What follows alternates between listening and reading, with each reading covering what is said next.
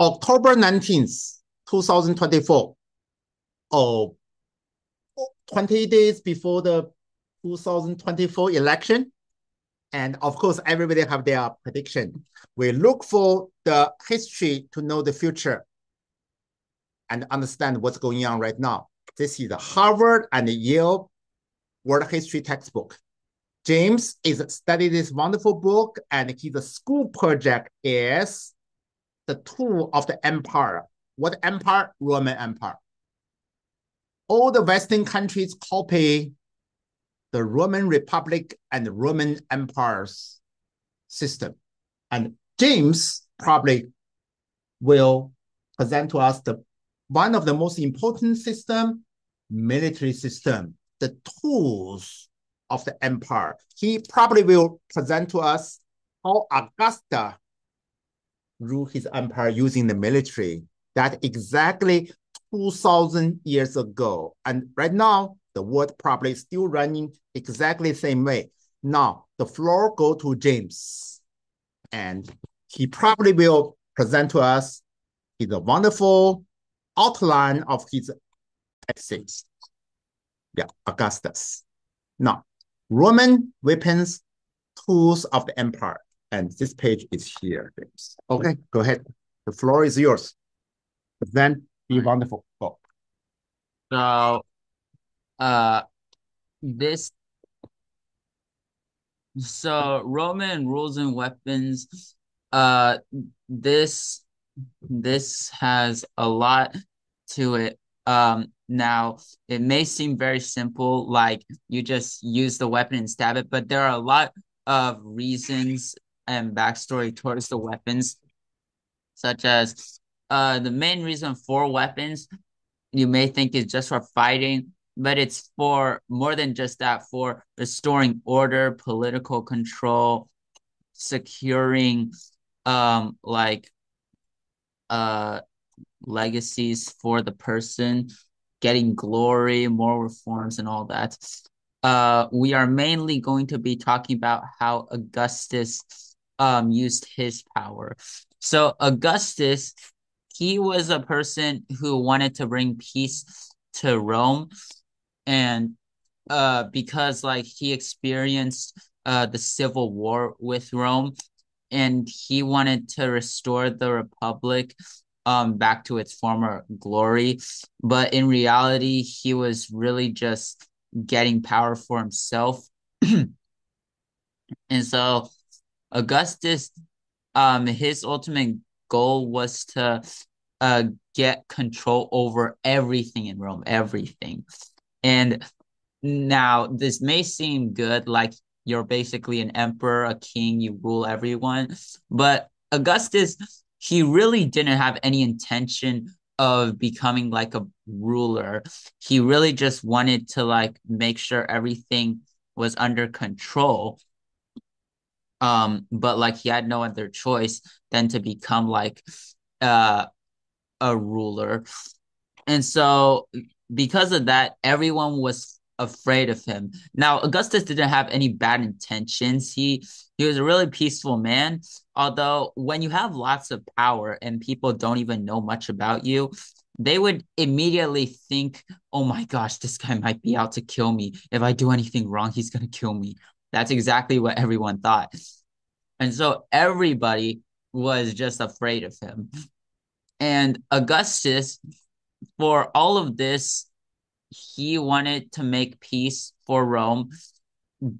The reason for this, not only because he wanted Rome to become all glorified and powerful again, he also wanted to become like famous, for everyone in history would remember him for what he did and everything that he has done for Rome. And Augustus, he pushed for moral reforms, uh, the law encouraging marriage and childbirth to strengthen uh, Rome's social fabric. He wanted to appear more as a moral leader, restoring Rome. to its former glory. But as I said before, everyone just thought he was a bad man. Their first thoughts were that he's gonna kill us, he's a monster, even though his real intentions were just to like make Rome good again. Now, how does Augustus feel about all of this?